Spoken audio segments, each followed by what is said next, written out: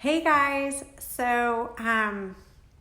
we had a workshop yesterday with the Art of Play group, and we were doing junk journals, and I wasn't prepared at all. I had a very busy week with work, and I didn't bring enough supplies. So the interesting thing is I sort of had an idea of a theme, but I ended up using everybody else's supplies, and it created a theme. I want to call it the story of us, but really it's like my trauma journey in a journal, and it's so cool. I want to show it to you. So the interesting thing about that is that I have a very, very distinctive style when I do. And I don't know if you've seen any of my artwork, but I'm very minimalist in a way, and so it matches my style. I still need to work on it, but I want to show it to you guys, so here goes.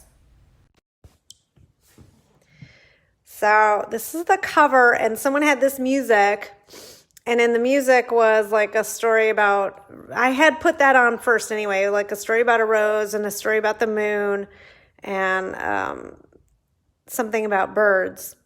And so the only thing here that I brought this was Alon's duct tape. He had when he was Cheetah Man in October of, I believe it was 2012, he was Cheetah Man for Halloween, made his own costume. I need to decorate the cover on the inside, but this is a drawing Alon did when he was, I want to say, just about to turn 8, so maybe 7. I think this was summer of 2013 when I believe when I took him to Dayton to the Air Museum there. This is my narrator, my ever-present heron. So it's a very short book. I just wanted to show it to you guys. Oops. These are some guitar picks from, I'm guessing, people I've slept with. So this is the story is me sowing my wild oats. And my dad used to think I was a slut. I wasn't a slut. I just got married pretty late in life, which gave me plenty of time for premarital sex. No judgment. Then this was the day you were born. The day you came, I was actually listening to Dave Matthews' song about the birth of his child. So the day you came. So that's Alon. And the interesting thing is I didn't really fully wash my brush when I dipped it in the orange paint. So it has like striations of purple there, which I absolutely adore.